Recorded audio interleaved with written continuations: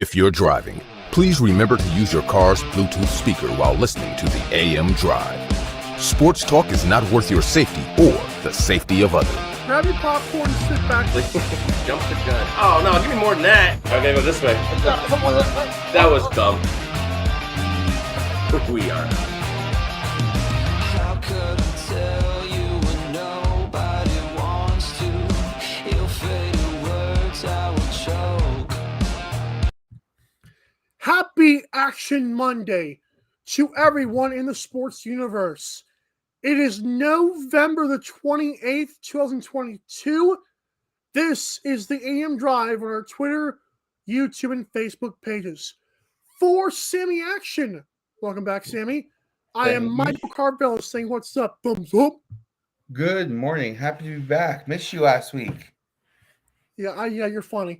We missed like I believe 3 of the last 4 weeks, so we're slacking, dude. I love doing the show, man. I'm here whenever you need me. I love it, dude. I am too, supposedly. Another good week in football, though. A lot of good endings. There's been a lot of good endings all year in football. Yeah, the games have been really competitive, really close. I mean, my diatribe on not liking the officials and the replays has gone down significantly this year, as the refs have been a lot better. Although that Seattle game yesterday was really tough to watch when it comes to the referees, but we'll get to that, I'm sure. Yeah, and I do want to get your thoughts on this before I go into it. Dan Campbell, I know you mentioned his clock management skills before, and that was pretty pathetic what he did against the Bills. Yeah, I this goes back to Thursday, and I had a whole talk about this, but I have no problem with him taking a deep shot on third down if you're planning on going for it on fourth down. If you're not going to go for it on fourth down, then you have to do everything you can to get the first down. And this is the exact same thing he did earlier in the year, and that also burned him. So I just don't understand why he isn't learning from his own mistakes or just doing the right thing to begin with. It's not hard, but some of these coaches really struggle with game management stuff. I almost wonder, because a lot of Lions fans are like, oh boy, he's a really good coach, we're overachieving. Like, but can you imagine if you actually had a good coach, how good you might possibly be? Like those, for sure. Like he managed that last drive terribly. Just the time that went off the clock. I'm like, what is he doing? Oh, you're not giving yourself a shot here. He even, and with that, he even left too much time, right? I mean, if you're gonna play that way, if you're gonna play for overtime, then you play for overtime. You know what I mean? Which is pretty pathetic in general, but yeah. Yeah, I mean, if you were going to kick the field goal, then they should just run the ball on third down, right? Because then you run the clock down, you make the Bills use their timeout if they had one, I don't remember. And then you kick the field goal, you go to overtime, you play to live another day. If you're going to take that deep shot, only 5 seconds comes off the clock, you still leave enough time for Josh Allen to get you down the field and kick the game winner, which, is what happened. So it's pretty plain as day to see for an average fan. An NFL coach should definitely know better. Yeah, and another thing about that game is, this is what I say about Jimmy G and guys like Jared Goff. What separates them from the guys like Josh Allen and Mahomes and even Tom Brady and Rodgers, you have a wide open guy on third down, and you completely miss him. It was like I was watching Emmanuel Sanders with a pass from Jimmy G in the Super Bowl all over again. It was insane. I mean, this is why you are where you are. Yeah, Jared Goff has played much better this year, so I don't want to kill the guy, but he has definitely missed some big and easy throws. Well, they did overachieve this year, and their season's not over, but they did have a nice little run. They won a few games. They're playing good football. They have a toughness to them. I mean, there's nothing I really want to say badly about the Lions, other than their head coach makes a little bonehead play from time to time. When it comes to game management, but so does Nathaniel Hackett, so does Brandon Staley. But yesterday, Brandon Staley, he uses analytics. He goes for 2 to end the game. They win. Doug Peterson goes for 2 at the end of the game, and he wins. So, I mean, these advanced metrics that these coaches are supposedly using are working in many of these cases, and we're not giving them nearly enough credit. For Dan Campbell, he's not using that stuff. He's going by feel, and then his feels are often wrong. And so if he would just follow one of the playbooks, he would be doing a lot better. And so would the Lions. Yep. Free shipping code Jalen It expires this Sunday, December the 3rd. That, of course, you go to mikeandaaronsdrive.com and click the Our Shop tab. So go there, check it out, and use that code Jalen, that's Jalen, for free shipping on our shop. The Ravens blew another lead. This is a scheduled topic, of course, nowadays. It was a 9-point fourth quarter lead, I believe. And Lamar Jackson then went on Twitter, and apparently it's getting to him. Because someone basically said, why don't you build a solid team instead of just all around Lamar and let Lamar walk, which I have said I love Lamar, but Tyler Huntley has not done much worse. And then he goes on Twitter and says, oh, well, you don't know what you're talking about, go eat private parts. See, I know you weren't happy about this. I was not happy either, being a Lamar Jackson fan. What is your thoughts on the blown lead and then just whatever the crap that was on Twitter? Well, the blown lead stuff. I mean, gosh, man, this team has had this bug up their bottom all year when it comes to having the lead in the fourth quarter. I mean, they legit could have 4 more wins, and credit to Jacksonville, credit to Trevor Lawrence, who had never had a big fourth quarter comeback. Love it. Who basically was just tearing up the field yesterday. I mean, he played great. I want to say he probably finished the day as the best quarterback of the day. And some of those throws were just on point. So I give Trevor Lawrence and Doug Peterson a lot of credit. Gus Edwards has a big fumble, but they still have the lead in the fourth quarter. Lamar Jackson, drives him down the field, gets him back the lead. It's hard to hate on the guy, but yeah, I mean, the whole Twitter thing, these players, we want players to speak their mind, to give their thoughts, to have more access to them.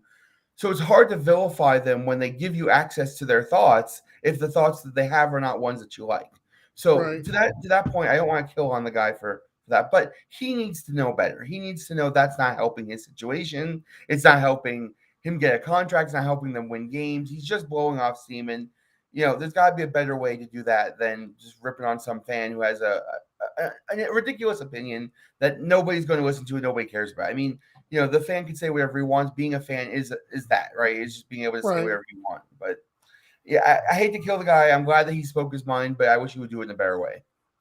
I could argue that a fan made a good point. Like, I know what you're saying. Like, it is a fan in the end, but also the fan wasn't like, I don't think he was rude.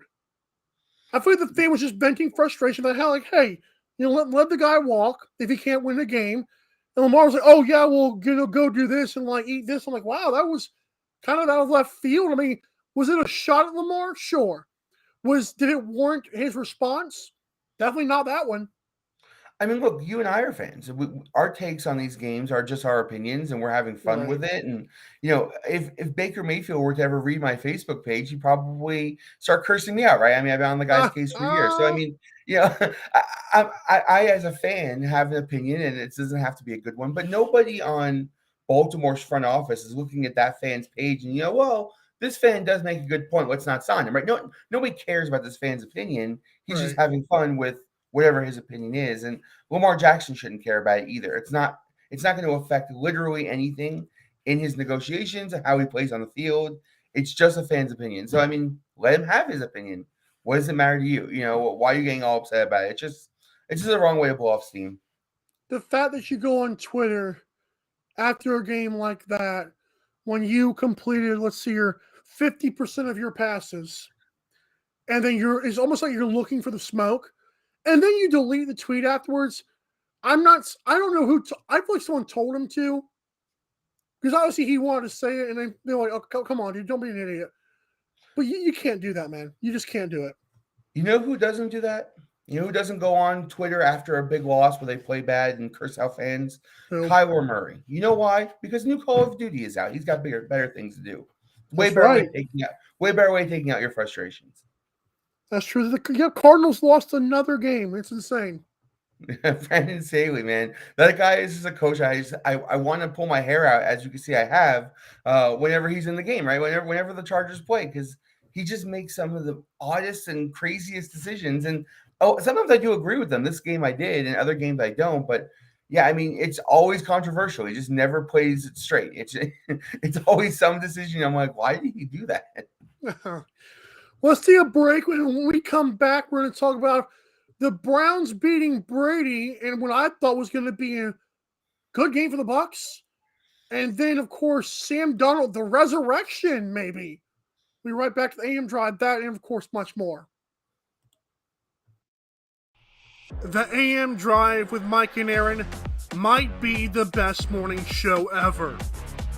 If you love the show, shop the merchandise for $26 hoodies, $16 shirts, even $13 mugs.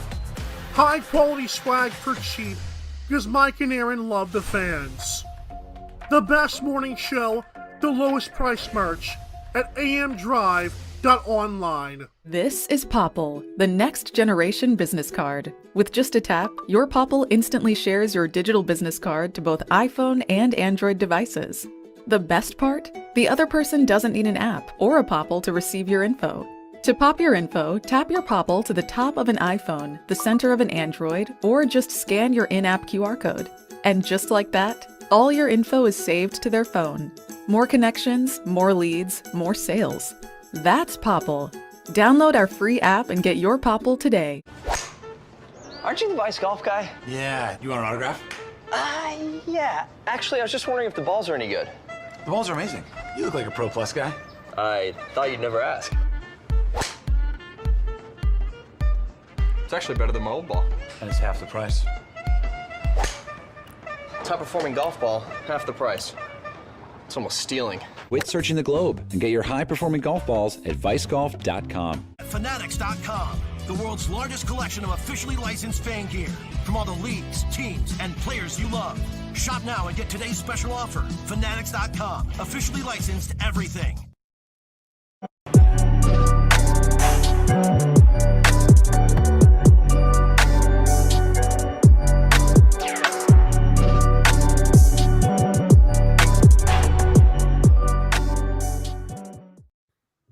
If you would like to get the merchandise from your favorite teams, leagues, players, you got to go to mikeandaarondrive.com on a Cyber Monday and do what? Click the Fs. Click the F. I love it. Ah.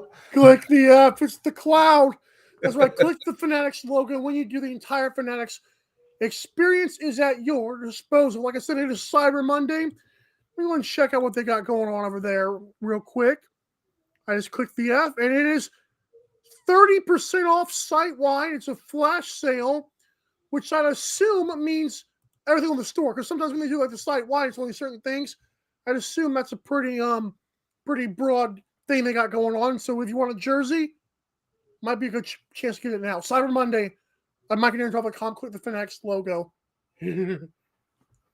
Love it. You can get clearance sale Matt Ryan jersey right now, 30% off. Go for it, my friend. I actually almost bought a Jeff Saturday jersey over the weekend. This might be the perfect time to do that. That is a good idea. I mean, because Matt Ryan, like, let's just say he's a 1-year rental, although he signed for 2 years or whatever. I think Jeff Saturday would be a perfect Colts fan jersey. He might also be a 1-year rental. Ooh. Oh, by the way, I don't know if you saw this. So this past weekend, I believe, it was like somewhere like, I believe it was Wednesday. Stephen Holder, who's like a Colts reporter on ESPN, was like, he did a whole article, like basically like recapping what Jim Irsay said, like when he sounded off on like the hiring process. And he said that, he believes like, if he would live 75 more years, he might do it once again. Like he said, he doesn't think he'll do it ever again in this lifetime, like doing what he did with the hiring process. But he also said, quote, he looks forward to a very extensive interview process in the offseason. So this guy's literally telling people it's probably not going to be Jeff Saturday, you idiots. It's phenomenal with the conclusion people jump to for an interim role when the Rooney Rule literally does not apply. And now it's like he literally just told people, I'm going to go through an extensive hiring process. Who knows? We might end up with a black coach. Who knew? Give me a break. I mean, I don't necessarily know that I care if it's a quote-unquote black coach that they get. I just feel like they should give everybody an equal chance. I think that's what everybody's always said. Just give, I feel like he's going to do that. I feel like he has done that. And well, you're setting a guy for failure if you give an interim role now. Come on. Yeah, I was it's happy hard. you said that. Yeah, it's nice to hear that he's still going to do the right things. I mean, if Jeff Saturday ends up with the job, if he earns it, then so be it. I don't have a problem with that. I could care less about who coaches who, right? But when you go down a path that's just clearly, blatantly outside the lines, you're going to get ridiculed for it. That's how the world works, right? I mean, and that's in all industries. It's insane. By the way, I don't know if you saw this. This flashed by my Twitter yesterday, and I thought this is what I saw, and I just didn't believe it. On Derek Carr's first interception yesterday, a 12th player ran on the field and started blocking for the interceptor in Seattle yesterday. Go online or watch the condensed replay, and you'll see it looks like a guy literally comes off the sidelines and starts blocking. I've never seen anything like that in the NFL. Nobody caught it, but it looked like it from my vantage point. I'm surprised nobody else saw that. The fact that Josh McDaniels doing that to win now should show you his coaching abilities. No, Seattle. It was on Seattle intercepted Derek Carr, and then a 12th man ran on the field to block for the guy who was running it back. They call Seattle, the 12th man. That's their whole shtick. But they literally put a 12th man on the field yesterday. So they're the ghost, or am I tripping? Yeah, I don't know what the player's thinking. He's on the sideline, and all of a sudden he's on the field. That's funny. Yeah, it was pretty funny. Browns beat Tom Brady and the Bucks. Deshaun Watson, by the way, is coming next week, and once again, it's just so convenient. It's at Houston. I just love that. I actually hate it, but you get it. So fun fact about Tom Brady, who's got the fifth most or fourth most passing yards in the league right now. He's 18th in QBR, and yesterday when he threw for 254 yards, it was 5.9 yards per attempt, which is just terrible, by the way. Sammy, I understand that he's got 7 rings. I understand people call him the GOAT, but he has been awful. I mean, this team he is dragging them down. I don't know.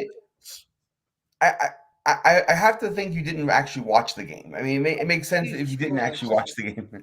I want to say at the end of the third quarter, he was 20 for 23 for 200 and something yards, a touchdown, no interceptions, and then they were up. Well, I'll tell you what happened. So their all-world left tackle, his main protector, Tristan Wirfs, got hurt, carted off on the field. And then from that play on, Myles Garrett was eating Tom Brady's breakfast. Oh, That's wow. what happened.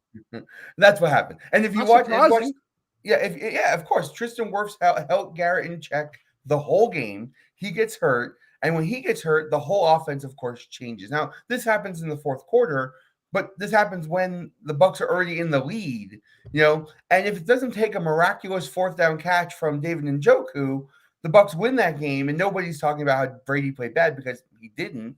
He played fine. He didn't play great, but he played fine.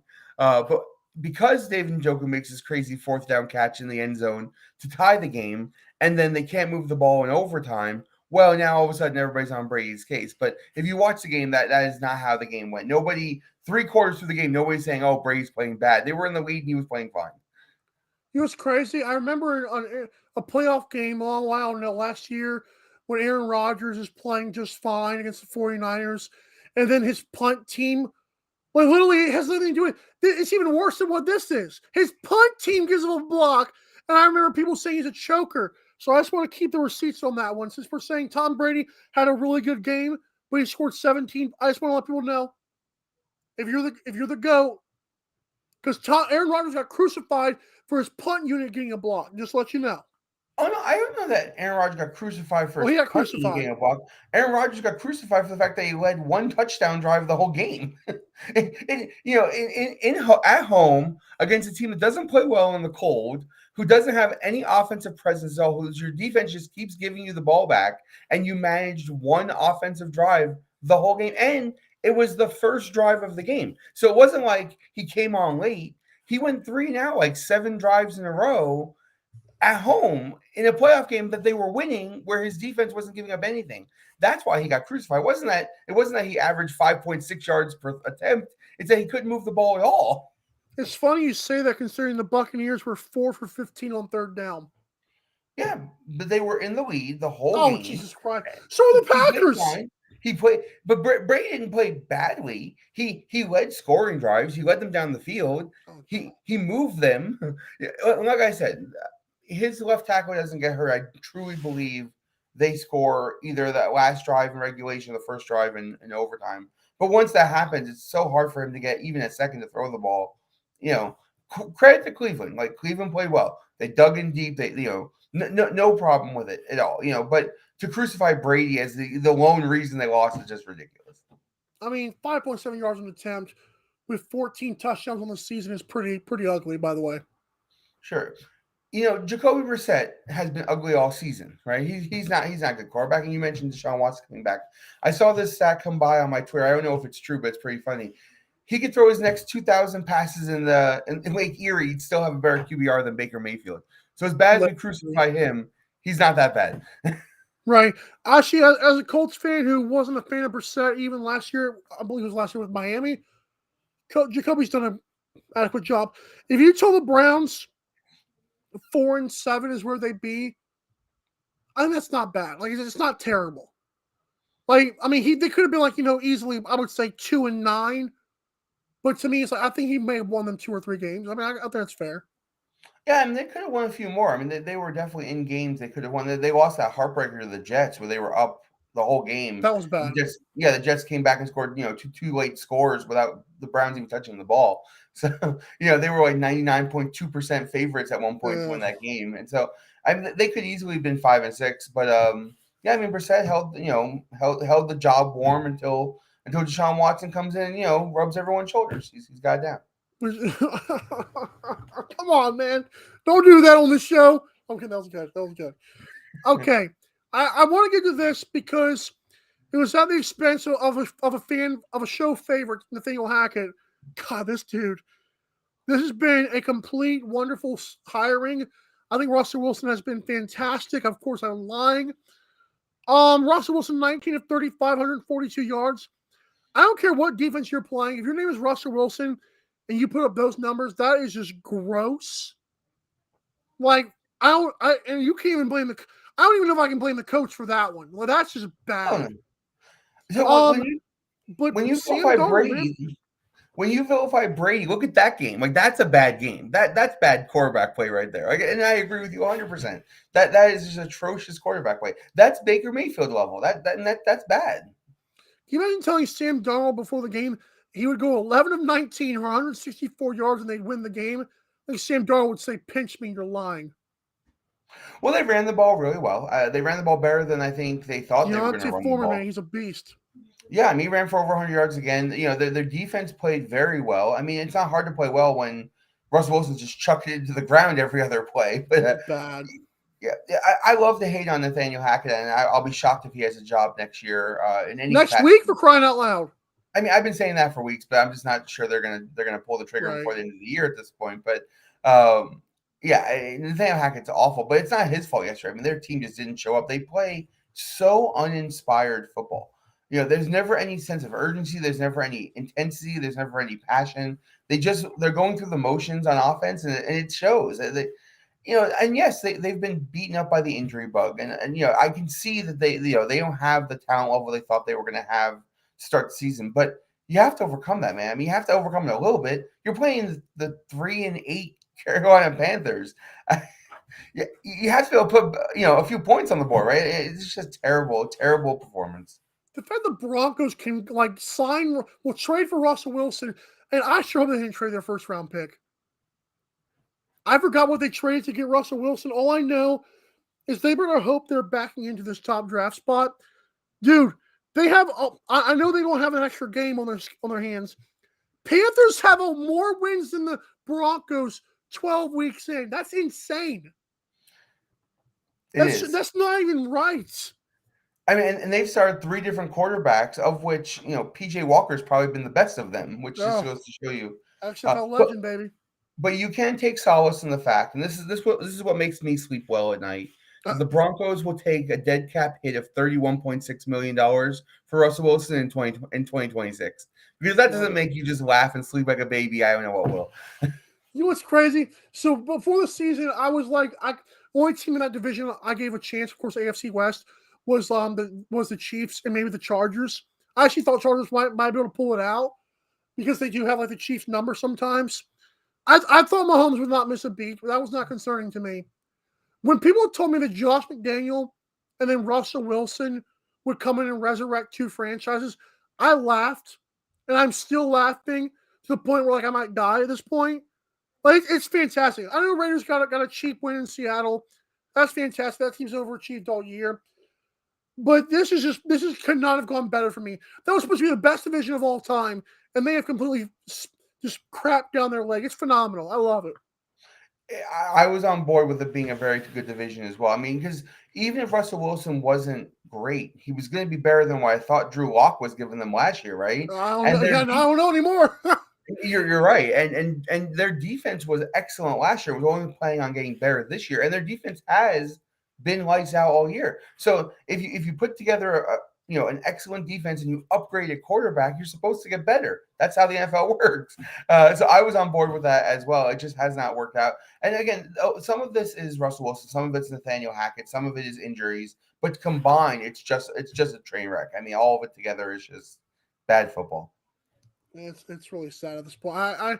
I'm a Peyton Manning guy too. Like watching the Broncos do this has got to kill them. John Elway's ability to get a quarterback, the fact that Russell Wilson couldn't even do it. I don't know if it shows you how great Peyton Manning is or just how terrible John Elway is at evaluating talent. I don't know which one it is. I mean, Russell Wilson looks like the evaluation of Russell Wilson's abilities had to have gone wrong somewhere because he's not running the ball nearly as well as he ran it in the past. His deep ball has fallen off completely. I mean, Cowherd's talked about this on his show, how the things that made Russell Wilson special have all just been gone. Evaporated, Yeah, they're all gone. Those things just don't happen overnight. So it's either a disconnection with his coaching, it's just a disconnection with his receiving core, but something isn't clicking properly because this is a guy who did play well just last year. And, you can't fall off a cliff this bad. I just don't think you can. I think he's fallen off a cliff the last couple of years, but I think it's now being realized because of the expectations. But to be fair, he hasn't had a good season in probably 2 or 3 years. True. I mean, you're right. He was hurt last year. I mean, look at Rodgers this year. I mean, Aaron Rodgers having a terrible year. And we may have seen his last throw as a Packer, to be honest, because, he has played terrible. And now they're saying, he has a broken thumb and, obviously a broken thumb on your throwing hand will affect your accuracy, and he has not been at all accurate all year. So I mean, it's a reasonable excuse, but nobody's saying that Russell Wilson is having these issues, right? I mean, he had the leg issue, the knee issue earlier, but all of it together, it seems like they're just trying to bail the guy out. He's just not playing well. Go to popo.co, code AMDrive for 20% off your order. Grow your brand with Popple. Sammy, real quick, Steelers and Colts. My best bet here is Colts covering the 2.5 because I'm scared the Colts offense, as good as it looked, I believe, last 2 weeks, really. I think Colts could score a little bit, so I'm just going to go with the cover there. Yeah, I mean, Vegas makes lines for people to bet both sides, right? That's the idea. Right. Anytime a home team is less than a field goal, it usually tells the sharper betting public that Vegas doesn't think the home team is the better team here. Now, to say they won't win and cover, no, of course that's still possible. They can definitely win and cover, especially by a field goal. But generally speaking, you want to take 2.5 and you want to lay 3.5 in that situation. So Vegas is telling me to bet Pittsburgh. I'm going to bet Pittsburgh. So I'll be rooting for them, but I don't think I'm betting anything, to be honest. That's fair. Have a good Action Monday, Sammy, and I'll see you next week, sir. Good to see you, my friend.